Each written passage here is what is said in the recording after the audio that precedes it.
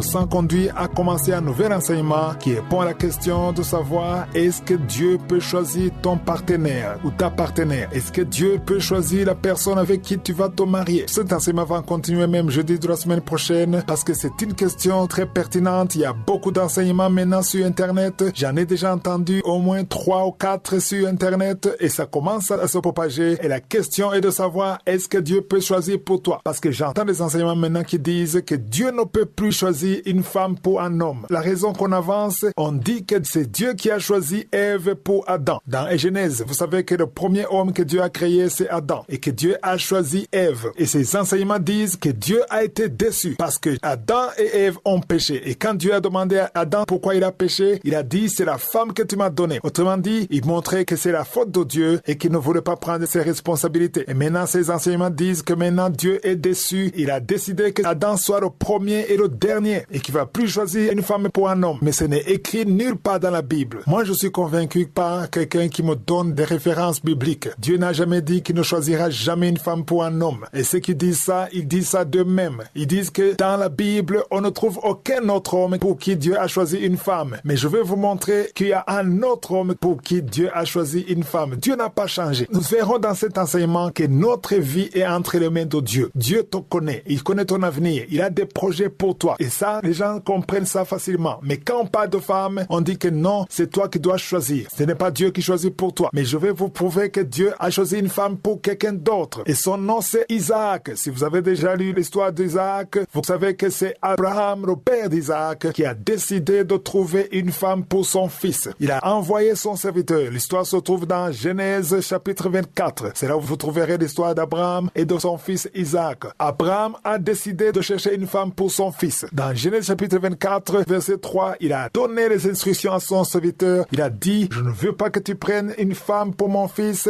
parmi les filles des Cananéens au milieu desquels j'habite. Il a envoyé son serviteur en dehors de son environnement parce qu'il était entouré par les filles des Cananéens et ne voulait pas que son fils épouse une fille cananéenne. Il a voulu une fille de son peuple. Il a dit au verset 4, va dans mon pays et dans ma patrie pour prendre une femme pour mon fils Isaac. Pourquoi est-ce qu'Abraham ne voulait pas que son fils épouse une cananéenne? Ce n'est pas parce qu'il était raciste, ce n'est pas parce qu'il était xénophobe, mais c'est parce qu'il voulait une fille qui prie son Dieu. Parce que les étrangers priaient des idoles. Il ne voulait pas que son fils épouse une fille qui prie des idoles. Voilà pourquoi il insistait que son fils épouse une fille de son peuple qui prie le vrai Dieu, le même Dieu que prie Abraham. Quand j'ai entendu la première fois ces enseignements, je me disais que ça va passer, c'est normal que les gens disent ce qui n'est pas biblique, mais ça s'est répété 2 fois, 3 fois, 4 fois, et le Saint-Esprit m'a dit, il faut enseigner à mon peuple, parce que si ça commence à se répandre sur Internet, les gens vont prendre ça comme une vérité. On te dira que Dieu ne choisit plus ta femme. Dieu ne te guide pas. Mais on a compris dans l'enseignement du Saint-Esprit, Romains 8,14, que les enfants de Dieu sont conduits par le Saint-Esprit. Alors, pourquoi est-ce que tu acceptes que le Saint-Esprit te dirige pour d'autres décisions et non pas le mariage? Est-ce que vous ne voyez pas que c'est un piège du diable? On veut que vous preniez vous-même vos décisions sans consulter Dieu, et ce qui n'est pas biblique. La parole de Dieu dit que nous sommes conduits par le Saint-Esprit parce qu'on comprendra dans cet enseignement que Dieu voit ce que nous ne voyons pas. Tu peux pas te faire confiance. Il faut tout mettre entre les mains de Dieu et lui faire confiance. Si Dieu a choisi pour Adam, il a aussi choisi pour Isaac. Donc ceux qui te disent qu'il n'y a personne d'autre dans la Bible, c'est pas vrai. Parce que Isaac est dans la Bible et ce n'est pas Isaac qui a choisi sa femme. Ce n'est même pas Abraham qui a choisi comme il veut. Parce qu'il a donné des instructions à son serviteur. Si vous lisez dans Genèse chapitre 24, on verra que quand son serviteur est allé choisir la femme du fils de son maître, avant de sélectionner Rebecca, qui est la femme d'Isaac,